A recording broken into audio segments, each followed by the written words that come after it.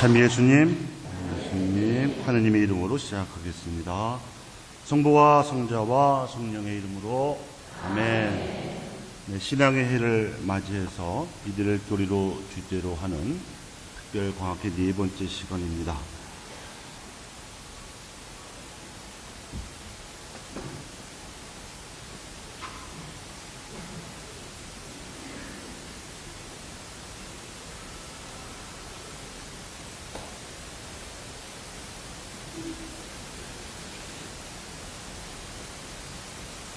지난 시간에는 예수님의 순환에 대해서 말씀을 드리고 내용이 워낙 길어서 중간에 마쳤습니다.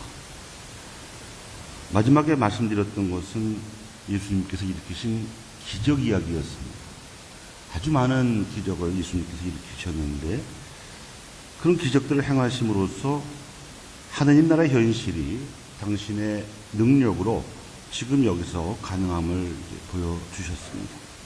그리고는 이를 보고 감탄하는 청중에게 여러 가지 비유로 하느님 나라를 설명해 주셨습니다. 청중에게는 거의 비유 형식을 통해서만 말씀하심으로써 말씀을 아끼셨지만 제자들에게는 따로 풀이를 해 주셔서 깨닫게 해 주셨고 어떤 경우에는 제자들을 통해서 기적을 일으켜 주시기도 했습니다. 그러니까 예수님의 가르침이 선포되는 과정은 이중 구조로 되어 있다고 하겠는데 예수님과 인격적으로 유대를 맺고 있는 제자 공동체와 그 바깥에서 머물고 있는 청중 일반입니다. 비유는 아직 하느님 나라에 대한 믿음을 받아들이지 못한 청중에 대한 초대이면서 동시에 하느님 나라에 대한 믿음을 받아들이라는 촉구입니다. 마테오는 예수님이 말씀하신 비유들을 13장에 모아 놓았습니다. 씨 뿌린 사람의 비유는 아주 유명하죠. 이 비유는 아마도 농부들 앞에서 말씀을 하셨을 거예요. 이 비유에는 뿌려진 씨앗의 운명이 네 가지로 나옵니다. 어떤 것은 길바닥에, 또 어떤 것은 돌밭에, 또 어떤 것은 가시덤불, 또 어떤 것은 다행스럽게도 좋은 땅에 떨어졌습니다. 이 씨앗들은 각기 다른 운명을 지니게 됩니다. 길바닥에 떨어진 씨앗은 떨어지자마자 새가 쪼아먹었습니다. 길이 맨들맨들하니까 공중에 날아다니는 새의 눈에도 잘 보이겠죠.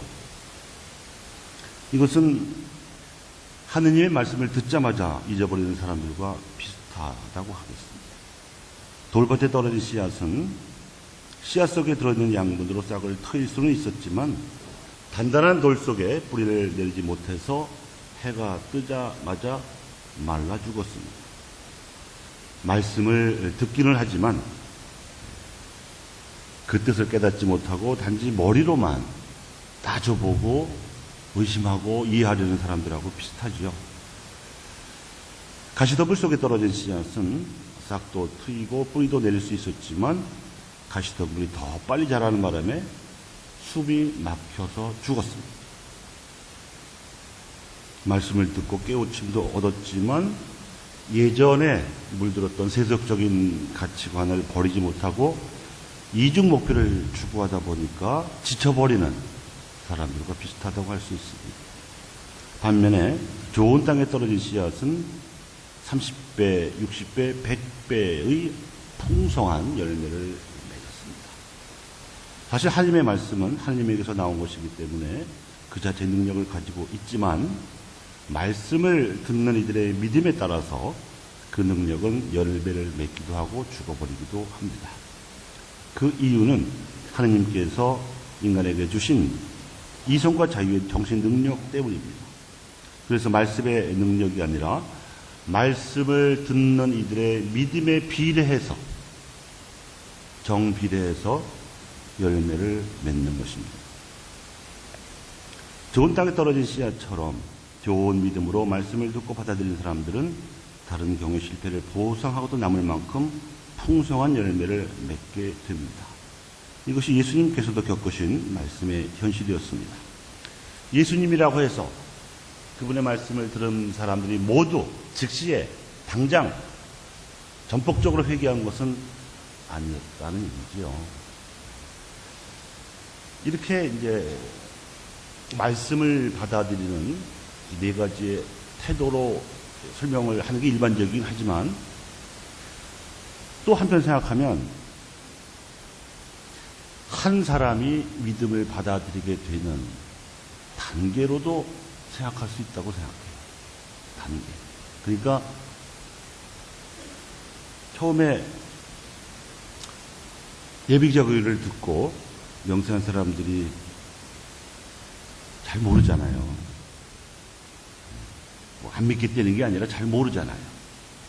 아무리 박사래도 예비자 때는 그렇습니다. 그런데 이제 신앙생활을 계속하는 중에 뭐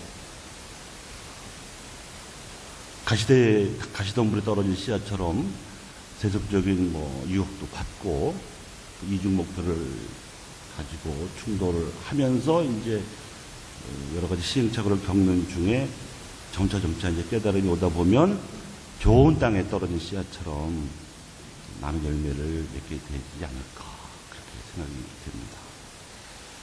여러분들은 어느 단계에 해당하신다고 생각하세요? 돌밭은 없죠.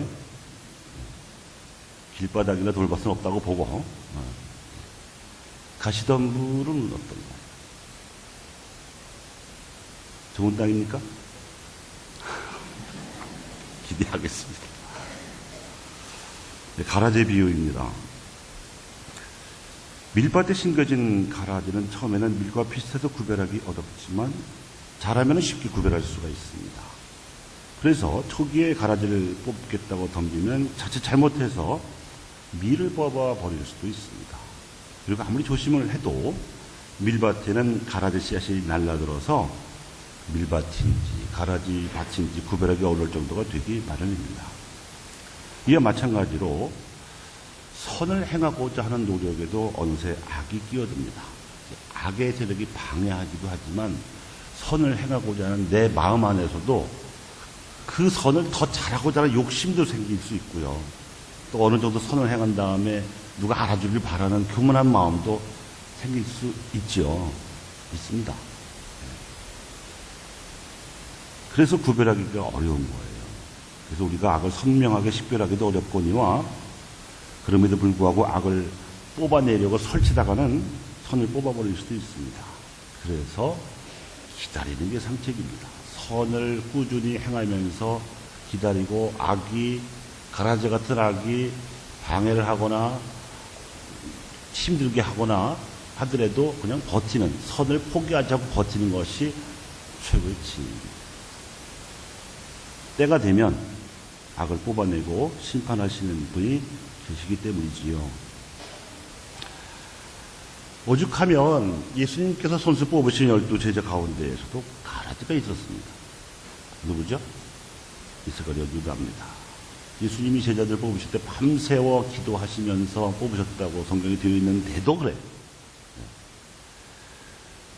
그가 잘하는 줄 알고 저지른 악행이 예수님을 유다 의회에 밀고 하는 일이었는데 이를 눈치채신 예수님께서는 괴로워하시면서도 그를 말리거나 내쫓지 않으셨습니다. 최후의 만찬 기사에 보면 유다 이스카리옷이 먼저 나가요. 밀고 하러 가요. 근데 예수님 하신 말이 그가 가게 내버려 둬라. 이게 우리랑 다른 점이에요, 예수님. 우리 같으면은 똑똑한 놈 3명 보내가지고 손 좀 보라고 할 것 같은데 그냥 두세요. 아주 전율할 정도의 믿음이에요, 저는. 그럴 수 있었을까? 배신할 걸 아는데 그 결과가 죽음인데 33세 죽는다고 생각해 보세요. 인간적으로. 그런데도 내버려 두셨어요. 가라지를 뽑지 않으신 거죠. 그 결과 유다를 제외한 나머지 11제자들은 담대한 믿음을 가진 사도로 변화되어서 목숨을 바쳐서 복음을 증거했습니다. 나중에 유다 이스카리옷 자리를 채운 마티아를 포함한 12사도들은 말이죠. 가깝게 흩어져서 선교하다가 순교하는 게 기본이었어요.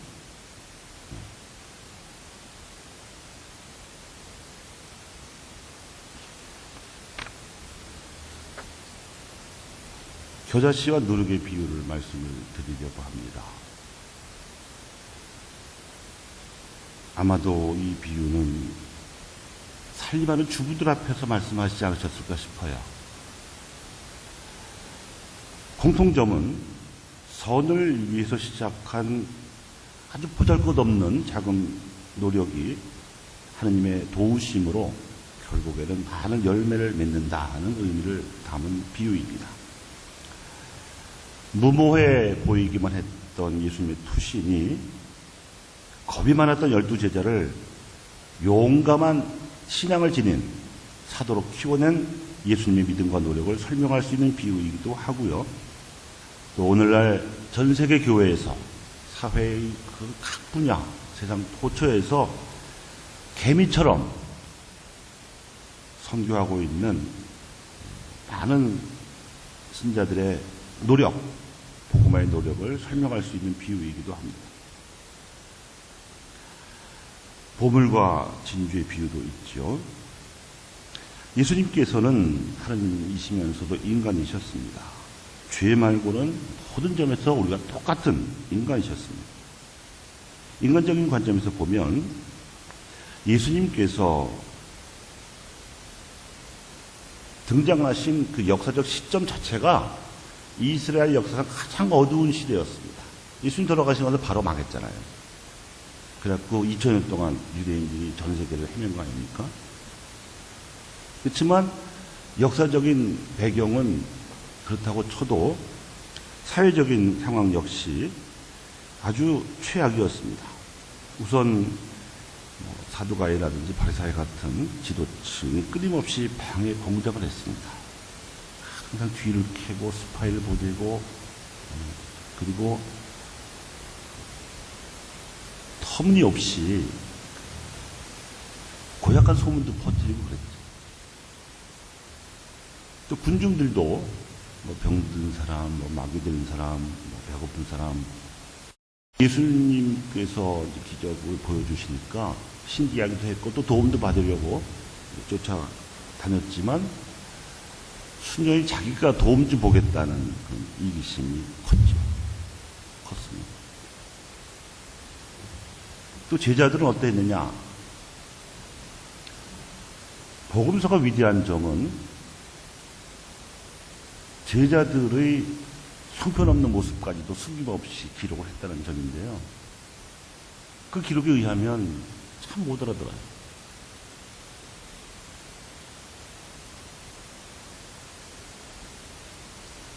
순난 예고를 3번 하시는 동안에도 그 제자라는 사람들은 누가 더 높으냐 하는 서열 다툼을 하기도 했고, 또 예루살렘에 입성하시면 예수님이 무슨 큰 권력이라도 차지하는 줄 알고 그 옆자리 앉게 해달라고 어머니까지 동원해서 로비하기도 하고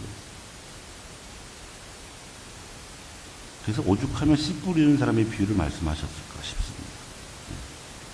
길바닥에 떨어졌거나 돌밭에 떨어진 놈들 이런 생각을 속으로 하지 않으셨을까 싶어요. 그 이야기는 예수님 당신이 몸소 겪은 이야기이기도 했습니다. 인간적인 관점에서만 보자면 포기해도 그만인 상황이었습니다. 그럼에도 불구하고 예수님을 움직이는 힘은 바로 하나님께서만 주실 수 있는 기쁨이었다고 봅니다. 예수님께서 이 비결을 보물과 진주의 비유에 담으셨습니다. 보물을 발견한 농부가 전 재산을 다 팔아가지고 그 밭을 사듯이 진주를 발견한 상인이 전 재산을 다 처분해서 그 진주를 사듯이 예수님께서는 당신의 전 재산인 일생을 다 바쳐서 하느님 나라의 복음을 선포하셨습니다. 그리고 당신처럼 제자들과 또 그 제자들인 우리들이 그 귀중하고 소중한 보물을 발견하기를 바라십니다. 하느님 나라는 우리가 한 번뿐인 인생을 다 바쳐도 좋은 만큼 귀한 것입니다. 귀하디 귀한 보물입니다. 성김대건 안드레 신부님께서 옥중에서 돌아가시기 전에 남기신 서한의 표현을 빌면 사람이 태어나서 이 도리를 모르면 금수만도 못하다. 이렇게 말씀하셨습니다. 되찾은 양의 비유를 말씀을 드립니다. 양이라고 하는 동물은 무리를 지어서 다니지만 목동의 음색을 알아듣고 따릅니다. 다른 사람의 목소리로는 결코 양들을 데리고 다닐 수가 없습니다. 또 양은 다리가 짧기 때문에 한번 넘어지면 혼자 힘으로는 일어서기가 어렵습니다. 그래서 목동의 양떼를 몰고 다니다가 한 마리라도 없어진 줄 알면 즉시 움직여야 합니다. 잘못하면 맹수를 만나서 먹힐 수도 있고 도둑이 훔쳐갈 수도 있습니다. 그런데 그렇게 잃어버린 양 한 마리를 찾으러 나서도 나머지 양떼는 자기 목동이 부를 때까지는 움직이지 않습니다.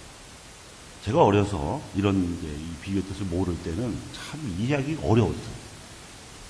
양 100마리 중에 한 마리를 잃어버리면 99마리를 그대로 둔 채 찾아 나서지 않겠느냐. 예수님이 그랬거든요. 제 어린 생각에는 아니 한 마리를 찾아 나서가지고 찾아왔는데 또 한 마리 없어지면 또 찾아 나서고 밤 새겠네. 제 마음. 그처럼 가난한 이들도 삶의 위기가 닥칠 때 그 즉시 도와줘야 알면 안 됩니다. 이 핑계 저 핑계 대고 미루면 그 사람 죽을 수도 있어요. 예수님께서는 그 이치를 가난하게 자라셨던 당신의 성장 배경에서 익히 터득하셨습니다. 그래서 태생 소경도 눈뜨게 해주셨고 벙어리 마귀가 들인 아이도 고쳐주셨습니다. 예리코에서 만난 자케오에게도 사람들로부터 공적 깊이 인물이었던 세리를 두둔한다는 비난을 받을 각오하시고 구원 선언을 해주셨습니다. 오늘 이 집은 구원을 받았다.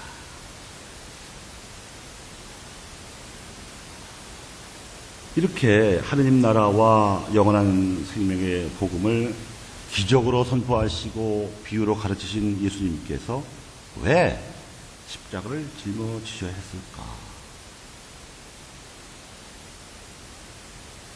이게 이제 세 번째 신앙 고백의 본론인데요. 가장 큰 원인은 두 번째 강학회에서도 말씀드렸듯이 사람들의 원죄 때문입니다. 예수님께서 그 누구도 해코지 하신 적도 없고 그 누구에게도 험한 말을 하신 적이 없지만 바리사이들과 사두가인은 예수님 때문에 자신들의 명예가 손상되는 것이 너무 싫어서 이유 없이 예수님을 싫어하고 방해했습니다. 보잘것없는 나자렛 출신이라고 멸시했습니다. 성경에 나자렛 출신이 예언자가 된다는 그런 구절이 어딨냐고 비아냥 거였죠. 사마리아 사람이라는 막말도 했어요. 유다인들 사이에서 사마리아 사람이라는 말은 욕입니다. 아주 경멸스러운 욕입니다. 우리 시대로 말하면 빨갱이라고 하는 정도의 그런 정서, 혐오하는 감정이 담긴 말이 사마리아 사람. 심지어는 기적을 보면서도 한낱 사람이면서 하느님 행세한다고 아주 정색을 하고 경멸을 했습니다.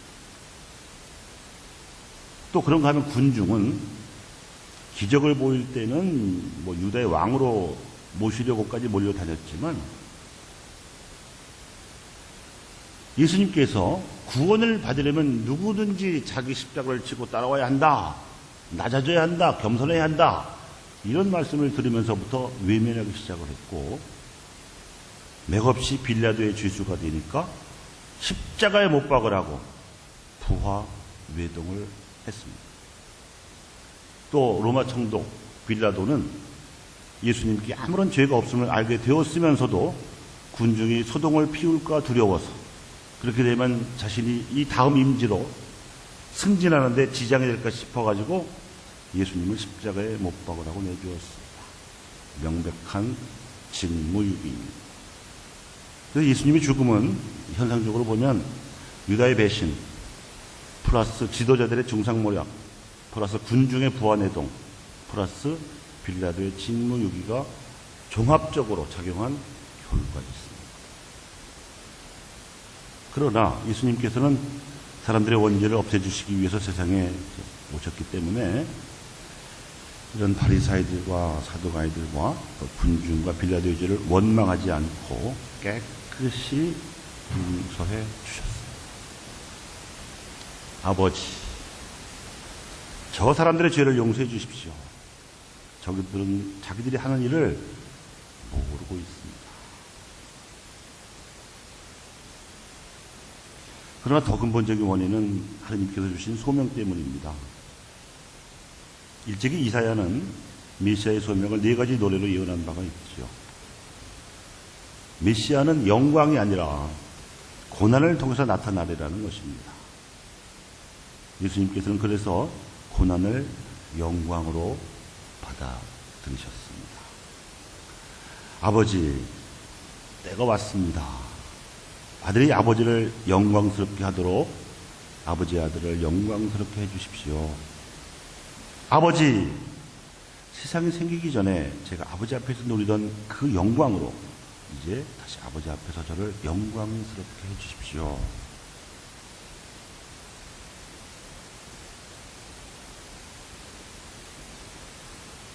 이집트에서 종살이 하던 히브리 동족들을 이집트에서 탈출시키고 하나님의 백성으로 인도한 모세는 하나님께서 지키라고 명령하신 10계명을 이스라엘 백성에게 전해주었습니다. 그 핵심은 하나님을 참되게 섬기라는 것에 있었습니다. 나는 너를 이집트 땅 종살이하던 집에서 이끌어낸 주 너의 하나님이다. 너에게는 나 말고 다른 신이 있어서는 안 된다. 너는 위로 하늘에 있는 것이든 아래로 땅 위에 있는 것이든 땅 아래로 물속에 있는 것이든 그 모습을 본딴 어떤 신상도 만들어서는 안 된다. 너는 그것들에게 경배하거나 그것들을 섬기지 못한다. 모세 이래로 예수님 당시까지 유다인들은 이 말씀을 금과 옥조로 받들면서도 제대로 알아듣지를 못했어요. 그런데 이 명령을 알아들으신 예수님께서는 제자들에게 이렇게 명령하셨습니다. 너희의 빛이 사람들 앞을 비추어 그들이 너희의 착한 행실을 보고 하늘에 계신 너희 아버지를 찬양하게 하리라.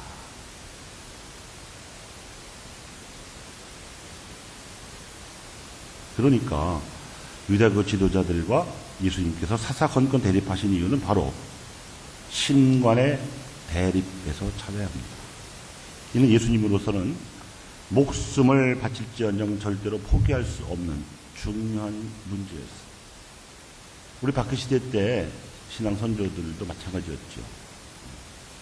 그 사람들이 사회 문란을 일으켰습니까? 물건을 훔쳤습니까? 사람들을 팼습니까? 아무런 죄도 짓지 않았는데 오직 천주를 믿는다는 이유로 죽임을 당했죠. 그 당시에 학자들도 많았고 지식인도 많았고 선비들도 참 많았을 때인데 그걸 모르는 거예요.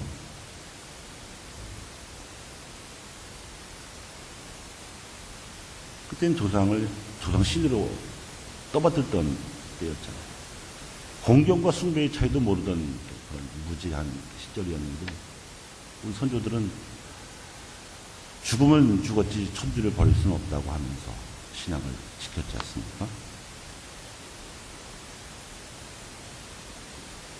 이스라엘 백성과 그 지도자들은 자신들이 하느님의 백성으로 선택된 것을 자랑스럽게 내세웠지만 그것은 그들이 잘나서도 아니었고 힘이 강성해서도 아니고 숫자가 많아서도 아니며 단지 종살이하던 부족을 하느님의 빛을 만방에 비추기 위한 도구로서 삼으셨던 것뿐이었습니다. 그래서 그들은 이사야가 예언했던 대로 만민에게 빛을 비추어야만 했습니다. 그러기 위해서 메시아로서 예수님이 오셨던 것이었습니다. 그런데 그들은 예수님을 알아보지도 못했고 자신들의 사명을 제대로 이해하지도 못했던 것이죠. 예수님께서 십자가를 짊어지셔야 했던 이유가 바로 여기에 있습니다. 예수님의 전 생애와 활동은 결정적인 때에 맞춰져 있었습니다. 죽음을 앞두고 예수님께서는 이렇게 기도하셨죠. 아버지, 때가 왔습니다. 아들이 아버지를 영광스럽게 하도록 아버지 아들을 영광스럽게 해주십시오. 아버지께서는 아들이 아버지께서 주신 모든 이에게 영원한 생명을 주도록 아들에게 모든 사람에 대한 권한을 주셨습니다. 영원한 생명이란 홀로 참 하느님이신 아버지를 알고 아버지께서 보내신 예수 그리스도를 아는 것입니다. 아버지께서 저에게 하라고 맡기신 일을 완수하여 저는 땅에서 아버지를 영광스럽게 하였습니다. 아버지, 세상이 생기기 전에 제가 아버지 앞에서 누리던 그 영광으로 이제 다시 아버지 앞에서 저를 영광스럽게 해주십시오.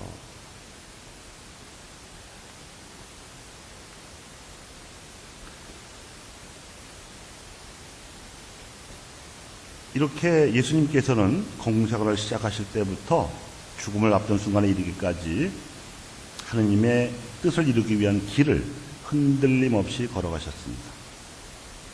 하지만 예수님께 대한 예루살렘 종교 지도자들의 의견은 오랫동안 갈라져 있었습니다. 바리사이파 사람들은 예수님을 따르는 사람들을 회당에서 쫓아내겠다고 위협했습니다. 모두 그를 믿게 되면 로마인들이 와서 이 거룩한 곳과 우리 백성을 짓밟고 말 것이라고 걱정하는 사람들에게 가야파 대사장은 이렇게 예언으로 말했습니다.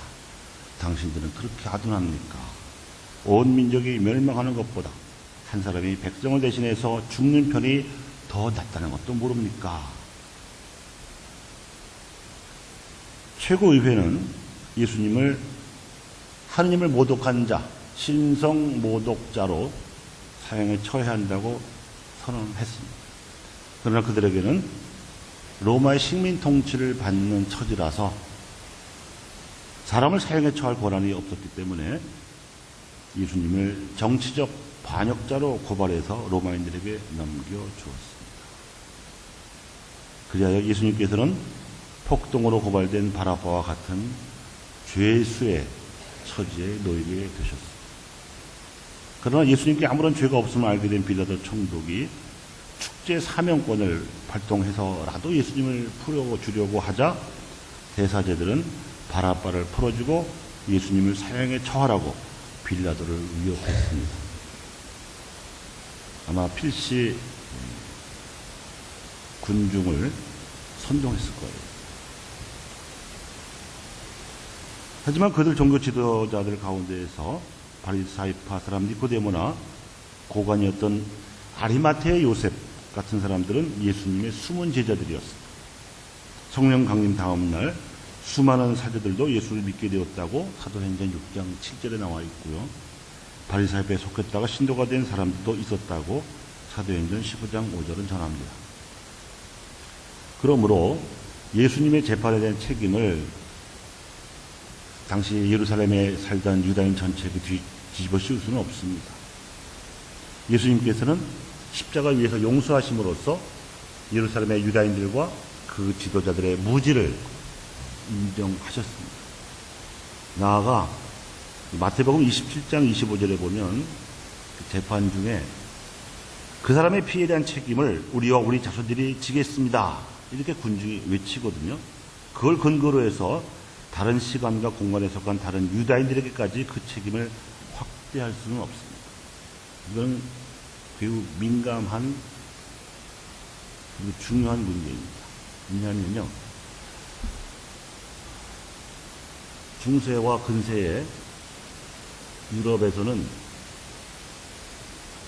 소위 반유다이즘이 널리 퍼져 있었습니다. 영국의 작가 셰익스피어가 쓴 비니스의 상인 소설에도 그 당시 유대인들이 어떻게 미움을 받았는지가 나와 있죠. 그 사람들은 나라가 없었기 때문에 돈 아니면은 먹고 살 길이 없었어요.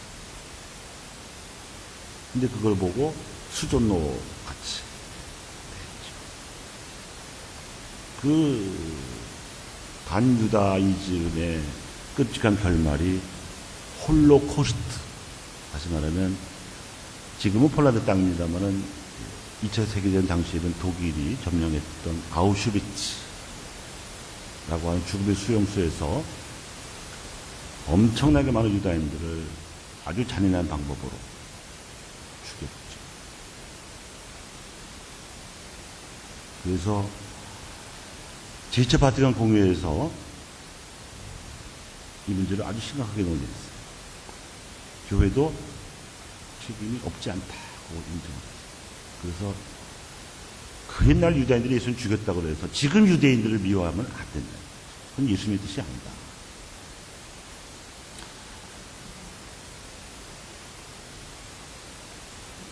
그 유다교 내지 유다인들과의 화해 노력을 앞장서서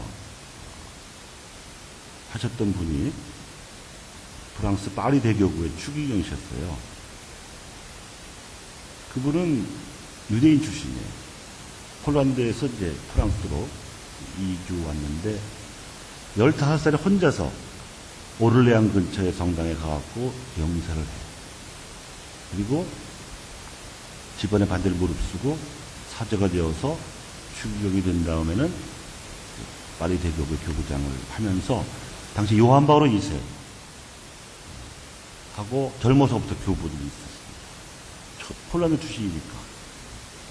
그래서 이 문제를 아주 진지하게, 아주 설득력 있게 제기를 해서 바티칸 공회에서 결정한 거예요. 사도들의 증언대로 만일 그들이 예수님이 누구신지 깨달았더라면 영광의 주님을 십자가에 못 박지는 않았을 것이지만 그들은 예수님이 누구신지 몰랐었기 때문에 그렇습니다.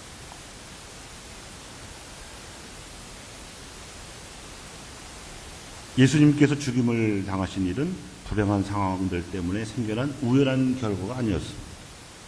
베드로 사도가 성령 강림 날에 행한 첫 설교 때부터 예루살렘의 유다인들에게 하느님께서 미리 정하신 뜻과 계획에 따라서 예수님을 넘겨주셨다고 설명했듯이 예수님의 죽음은 하느님의 구원 계획의 신비에 속하는 일이었습니다. 하느님께서는 당신의 구원 계획을 이루시기 위해서 대사제들과 빌라도와 그리고 군중의 무지에서 나온 행동을 허락하셨다고 교회는 믿습니다.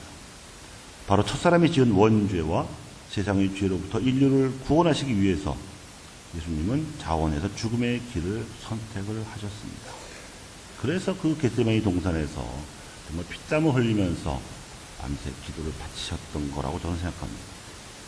이것이 사순절마다 널리 불려지는 성가 115번의 제목이기도 한 순환기약입니다. 순환기약이라는 말은 메시아가 순환을 받도록 이미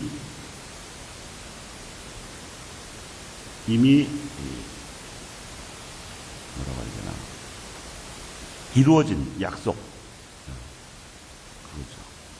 그렇죠. 115분 잘 아시죠? 한번 1절만 불러보겠습니다. 반주 좀.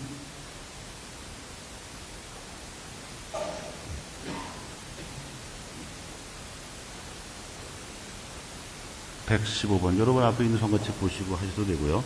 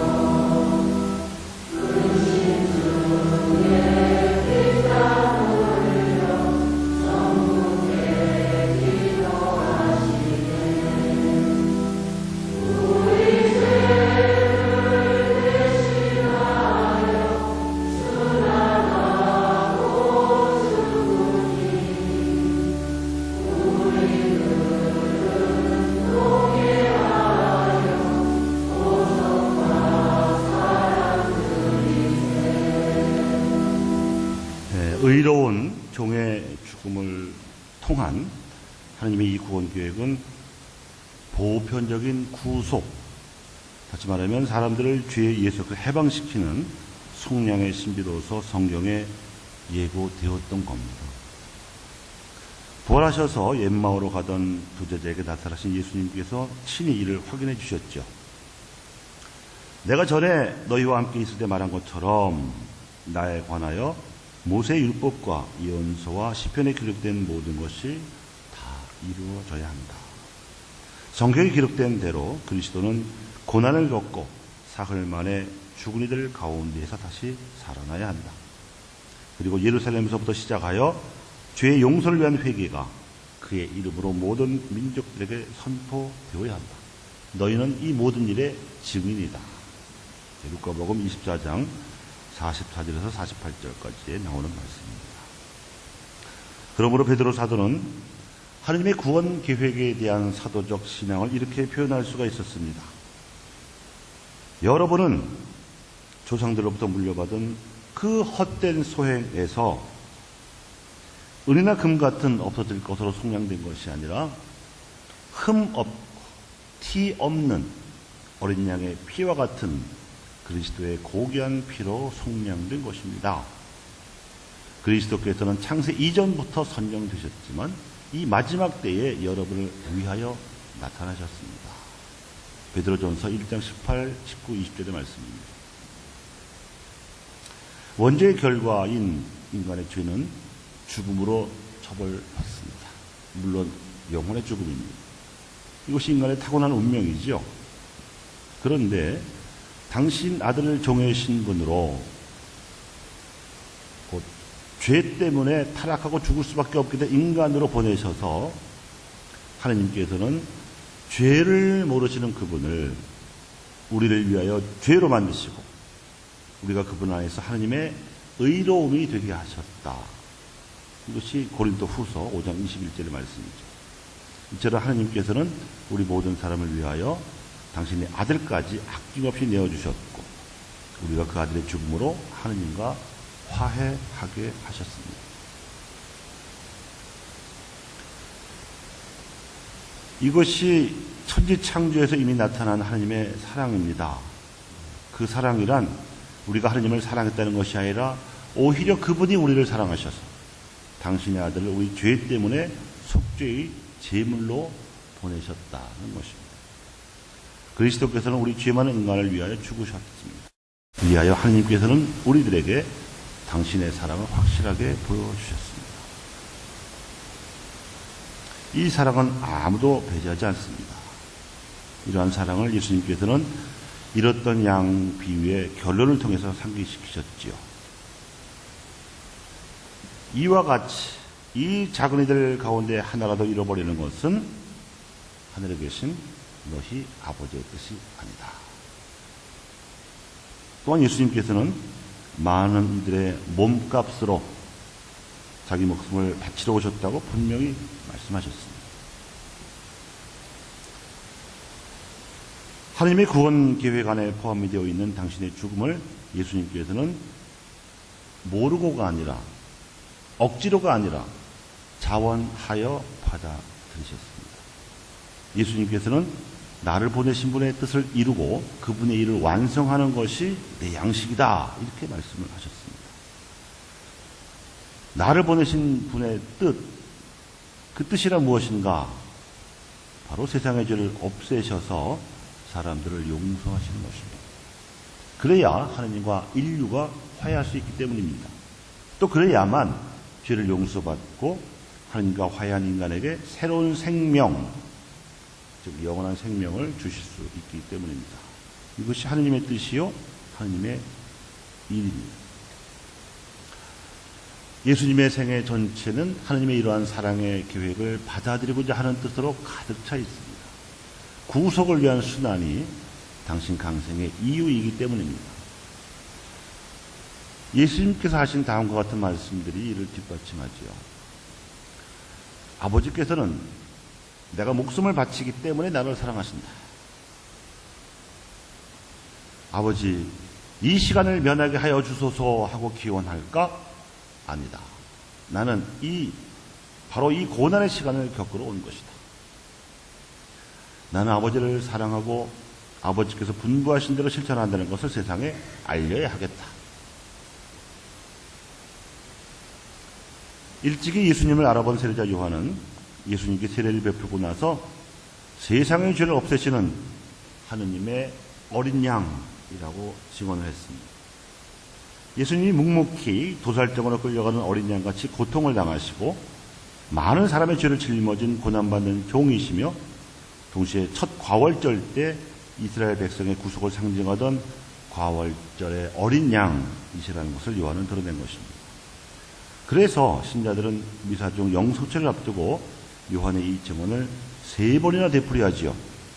하느님의 어린 양, 세상의 죄를 없애시는 주님, 자비를 베푸소서. 사제도 축선된 성체를 교우들에게 보여주면서 외칩니다. 하느님의 어린 양, 세상의 죄를 없애시는 분이시니 이 성천에 초대받은 이는 복되도다. 실로 예수님의 전생에는 섬기러 왔고 또한 많은 사람들을 위하여 목숨을 바쳐 몸값을 치르러 오신 그분의 사명을 표현합니다. 예수님께서는 인류를 위한 하나님의 사랑을 완수하려는 당신 사명을 사랑으로 받아들이셨습니다. 이처럼 고난과 죽음으로 예수님의 인성은 인류의 구원을 바라시는 하나님 사랑의 자유롭고 완전한 도구가 되었습니다. 과연 예수님께서는 당신 아버지에 대한 사랑으로 또 아버지께서 구하시기를 원하시는 사람들에 대한 사랑으로 당신 순환과 죽음을 자유로이 받아들이셨습니다. 누가 나에게서 목숨을 빼앗아가는 것이 아니라 내가 스스로 바치는 것이다. 요한복음 10장 18절의 말씀입니다.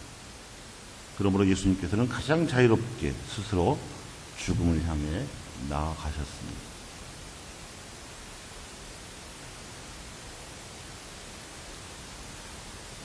예수님께서는 잡히시던 날 저녁에 12제자들과 함께 최후의 만찬을 하시던 중에 자신을 자유로이 하느님께 바친다는 사실을 매우 분명하게 말씀하셨습니다.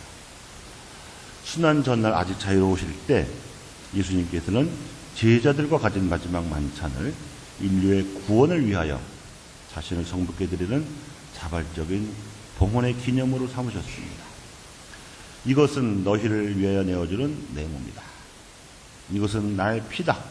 죄를 용서해 주려고 많은 사람들을 위하여 내가 흘리는 계약의 피다. 이 순간에 예수님께서 세우신 성체성사는 당신 희생의 기념이 될 것이었습니다. 예수님께서는 당신 자신의 봉헌에 사도들을 포함시키시고 그들에게 당신을 기억하여 이를 계속할 것을 명하셨습니다. 이로써 예수님께서는 당신 사도들을 새로운 계약의 사제로 세우신 것이죠. 내가 이 사람들을 위하여 이 몸을 아버지께 바치는 것은 이 사람들도 참으로 아버지께 자기 몸을 바치게 하려는 것입니다.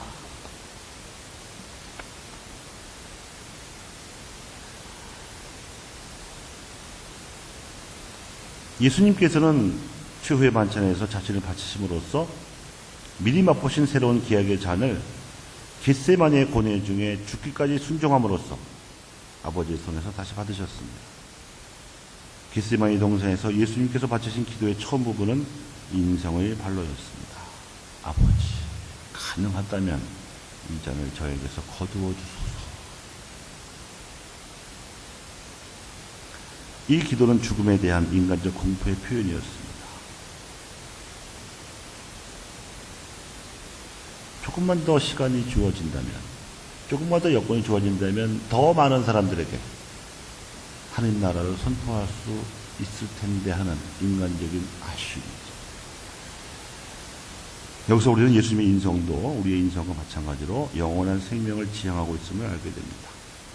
그런데 예수님께서는 당신의 인간적 의지로 하나님의 뜻이 이루어지기를 받아들이심으로써 당신의 죽음을 구속을 위한 죽음으로 받아들이셨습니다. 하지만 제 뜻대로 하지 마시고 아버지의 뜻대로 하소서.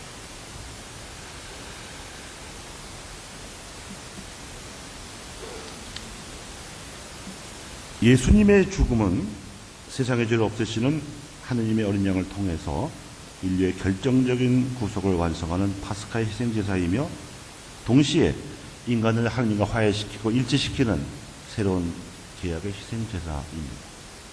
신약의 이 제사는 죄를 용서해 주려고 많은 사람을 위하여 흘리신 예수님의 피를 통해서 이루어졌습니다. 예수님의 이 희생제사는 유일하며 하나님 아버지께서 몸소 주신 선물이기도 합니다. 바로 성부께서 우리를 당신과 화해시키기 위하여 당신 아들을 내어 주신 것이죠. 이와 동시에 예수님의 희생제사는 사람이 되신 하나님의 아들이 자유로이 사랑으로 성령을 통해서 우리의 불순종을 보상하기 위해서 성부께 당신의 생명을 바치시는 봉헌입니다. 이 봉헌의 의미를 사도 바울은 이렇게 깨달았습니다. 한 사람의 불순종으로 많은 사람들이 죄인이 된 것과는 달리 한 사람의 순종으로 많은 사람이 하느님과 올바른 관계를 가지게 될 것입니다. 이 극진한 사랑 때문에 예수님의 희생제사는 구속적이고 배상적이며 속죄적이고 그리고 보상적인 가치를 지닙니다. 예수님께서는 당신 생명을 제물로 바치실 때 여기는 우리 모두를 다 인식하고 사랑하셨습니다. 이를 두고 사도 바울은 이렇게 진술했습니다. 그리스도의 사랑이 우리를 다그칩니다. 한 분께서 모든 사람을 위하여 돌아가셨고 그리하여 결국 모든 사람이 죽은 것이라고 우리가 확신하기 때문입니다. 그분께서는 모든 사람을 위하여 돌아가셨습니다. 살아있는 이들이 이제는 자신을 위하여 살지 않고 자기들을 위하여 돌아가셨다가 되살아나신 분을 위하여 살게 하시려는 것입니다. 아마 신앙의 여정에서 이 대목, 이 부분, 예수님께서 나를 아셨다, 나를 위해서 돌아가셨다는 것을 절절히 깨닫게 될 때 신앙의 수준이 팍 올라갈 거라고 저는 생각합니다. 여러분은 어떠세요? 여러분은 예수님이 여러분을 위해서 돌아가셨다고 아십니까? 믿으십니까? 그거 안 믿고 그거 모르면요, 성당 다니는 거 헛일이에요. 구경하는 거잖아. 미사 보러 오고 성당 다녀주고 주임미사 때우러 오고. 근데 이게 나를 위한 일이라 그러면 그렇게 할 수가 없어. 사람은 제 아무리 거룩한 사람이라도 모든 사람의 죄를 스스로 짊어지고 모든 사람을 대신해서 자신을 제물로 바칠 수가 없어요. 그런데 예수님 안에 현존하는 하나님 아들의 신적 위격은 모든 사람을 초월하면서 동시에 모든 사람을 품으며 예수님을 온 인류의 머리가 되게 하기 때문에 예수님의 희생은 모든 사람을 위한 희생 제사가 되는 것입니다. 이제 우리의 십자가를 생각할 차례죠. 십자가 죽음은 하느님과 사람 사이의 유일한 중개자이신 예수님의 유일한 제사입니다. 그럼에도 예수님께서는 강성하신 하느님으로서 당신 위격 안에서 당신을 모든 사람과 언음으로 결합시키셨기 때문에 하느님께서만 아시는 방식으로 모든 사람에게 파스카 신비에 참여할 가능성을 주십니다. 그래서 예수님께서는 제자들에게 자기 십자가를 지고 당신을 따르라고 희망하신 게 아니고 요구하셨습니다. 우리를 위하여 고난을 받으심으로써 당신의 발자취를 따르라고 본보기를 남겨주셨기 때문입니다. 과연 예수님께서는 구속을 위한 당신 희생제사의 첫 수혜자들인 제자들이 당신 희생제사에 참여하기를 원하셨습니다. 이 십자가의 길에 누구보다도 가장 긴밀히 참여하신 분은 바로 그분의 어머니 마리아였습니다. 그래서 마리아는 예수님의 어머니이시면서도 예수님의 첫 제자로 불리시는 것입니다. 예수님과 함께 십자가의 길을 걸어가신 성모 마리아의 삶에서 보듯이 천국에 이르는 사다리는 십자가뿐입니다. 그래서 가톨릭 성가 115번 순환기약의 후렴이 이렇죠. 우리 죄를 대신하여 순환하고 죽으니 뭐예요? 우리들은 통회하여 보속과 사랑 드리세.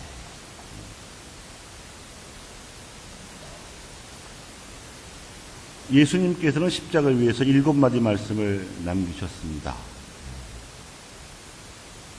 아버지, 저들을 용서해 주십시오. 저들은 자기들이 무슨 일을 하는지 모릅니다. 이 말씀은 십자가에서 예수님의 양손과 양발과 이렇게 못을 받고 있는 로마 병사들뿐만 아니라 그 명령을 내린 빌라도, 또 빌라도를 위협해서 사형을 선고하게 만든 대사제들과 군중, 게다가 예수님을 보호해드리지 않고 도망치기 바빴던 제자들 모두를 향한 기도였습니다. 너는 오늘 나와 함께 낙원에 있을 것이다. 예수님과 함께 십자가에 못 박힌 죄수가 2명 있었죠. 한 죄수는 예수님의 무능함을 조롱했지만 다른 죄수는 그를 꾸짖으면서 예수님께 청했습니다. 예수님, 선생님의 나라에 들어가실 때 저를 기억해 주십시오. 그러니까 인류 역사에서 말 한마디 잘해가지고서 천당 간 사람은 이 사람밖에 없어요.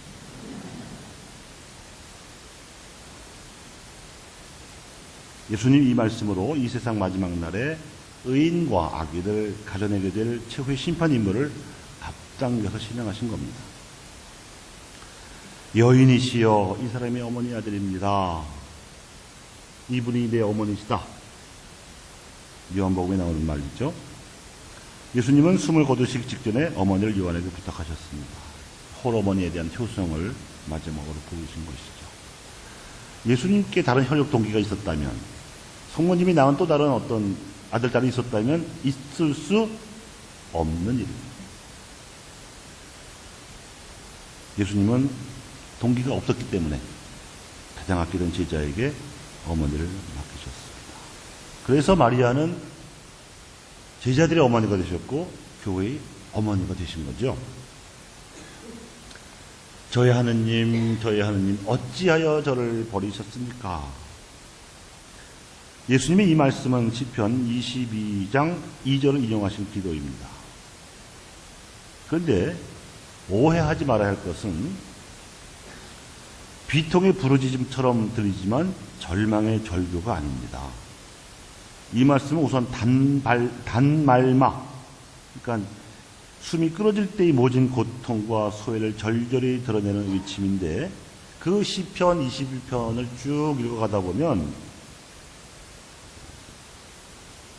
비통한 부르짖음에 이어서 하나님께 대한 흔들림 없는 신뢰가 고백이 되고, 후반부에서는 전혀 다른 분위기로 바뀌어가지고 기도하는 사람의 정당성과 하나님께서 결국 구원하실 거라는 희망이 노래가 됩니다.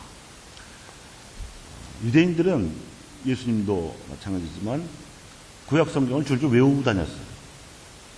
우리가 함께 모여있을 때 하늘에 계신 하면은 우리 아버지, 여기서 악에서 구하옵소서까지 다 나올 것처럼 시편의 첫 구절을 외우는 것은 힘이 없어서 다 외우지는 못하지만 끝까지 그 포함하는 22편 전체를 노래하는 거거든요. 노래가 아니라 기도하는 거거든요.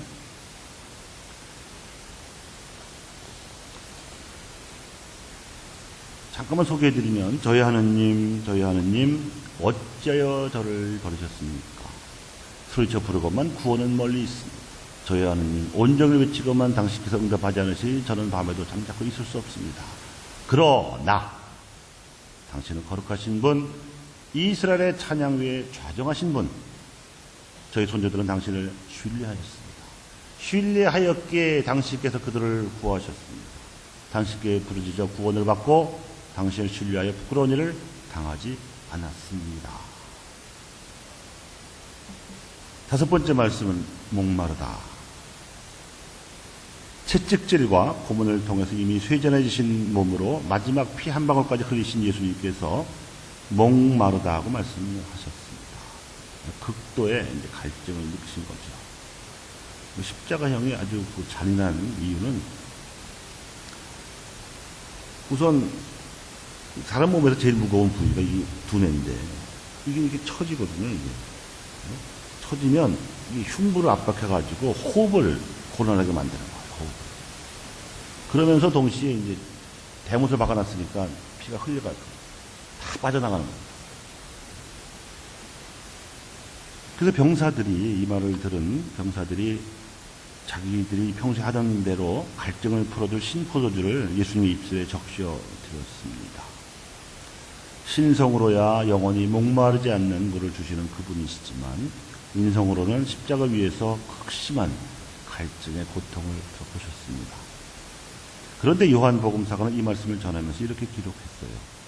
이미 모든 일이 다 이루어졌음을 아신 예수님께서는 성경 말씀이 이루어지게 하시려고 목마르다 하고 말씀하셨다는 것입니다. 무슨 성경 말씀이 이루어지게 하시려고 그렇게 말씀하셨는가? 한국천주교 주교회에서 펴낸 주서성경에 보면 시편 69편 22절과 22편 16절을 참조하라고 나와 있더라고요. 찾아보니까 시편 69편 22절은 그들은 저에게 음식으로 독을 주고 목말라 할 때 초를 마시게 하였습니다. 이렇게 되어 있고요.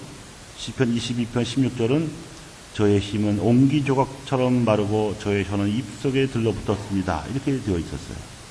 결국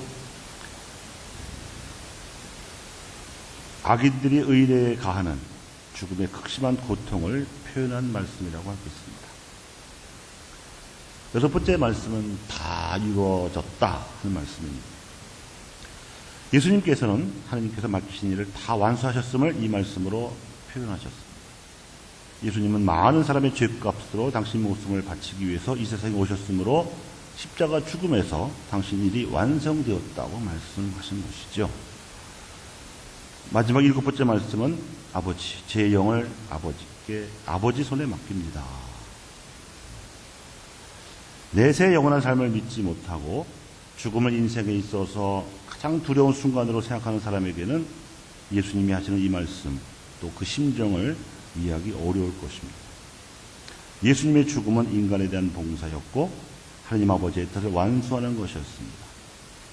세상에 오셨던 말씀은 지상 사명을 완수하셨기 때문에 파견하셨던 천상 아버지께 다시 돌아가시는 겁니다. 스테파노도 같은 말을 마치고 숨을 거두었죠. 우리도 죽을 때 마지막 기도로 이 말씀을 바치면서 숨을 거둘 수 있다면 더한 행복이 없을 것입니다. 바로 천당 갈 테니까. 아멘. 하느님께서는 당신 아들이 우리의 죄 때문에 죽도록 허락하셨을 뿐만 아니라 죽음을 맛보도록 곧 죽음의 상태, 다시 말하면 십자가에서 숨을 거두신 그 순간과 부활하신 순간 사이에 그분의 영혼과 육신이 분리된 상태를 경험하도록 하셨습니다. 예수님의 죽음의 상태는 그분께서 묻히시고 저승에 가신 신비입니다. 무덤에 묻히신 예수님께서는 우주 전체의 평화를 가져오는 인간의 구원을 이루신 다음에 취하시는 하나님의 안식을 드러냅니다. 이것이 사순절 성주간 중 성토요일 신비입니다. 예수님께서 무덤에 묻히심으로써 부활 이전에 고통당할 수 있었던 상태와 부활하신 현재 영광스러운 상태 사이에 실제적인 연결고리가 형성이 됐습니다. 바로 살아계신 분, 곧 그리스도만이 이렇게 말씀하실 수 있죠. 나는 죽었었지만 이렇게 살아있고 영원은 무궁토록 살 것이다. 예수님의 죽음은 인간으로 사신 지상생활을 마감했다는 의미에서 진정한 죽음이었습니다.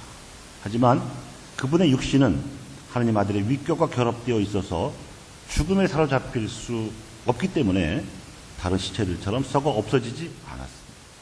하느님의 힘이 예수님의 육신을 부패하지 않게 한 것입니다. 사흘날에 이루어진 예수님의 부활이 그 징표지요. 당시 사람들은 나흘 때 되는 날부터 시체가 부패하기 시작한다고 생각을 했기 때문입니다. 세례의 본래적이고 온전한 표적은 물에 잠기는 침례입니다. 세례 때에 우리가 물을 뿌리고 또 물에 잠기는 것은 그리스도인들이 새로운 생명을 얻기 위해서 죄에 대해서 죽어서 그리스도와 함께 무덤에 묻힘을 효과적으로 나타냅니다. 그래서 사도 바울은 이렇게 말할 수 있었습니다. 과연 우리는 세례를 받고 죽어서 그분과 함께 묻혔습니다. 그래서 우리는 그리스도께서 아버지의 영광스러운 능력으로 죽은 자들 가운데서 다시 살아나신 것처럼 새 생명을 얻어 살아가게 된 것입니다.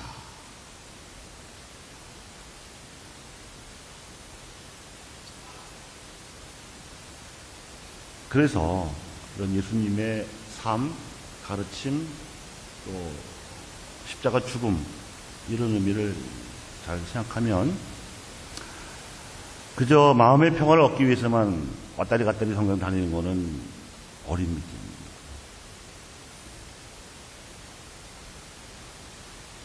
죽은 후에 영원한 생명을 얻어서 구원받고자 하는 것은 조금 철든 믿음이라고 할 수는 있지만 정말 우리가 바람직한 것은 이미 여기서부터 영원한 생명으로 부활의 삶을 살아가는 것이라고 말씀을 드리면서 오늘 강의 마치겠습니다. 감사합니다.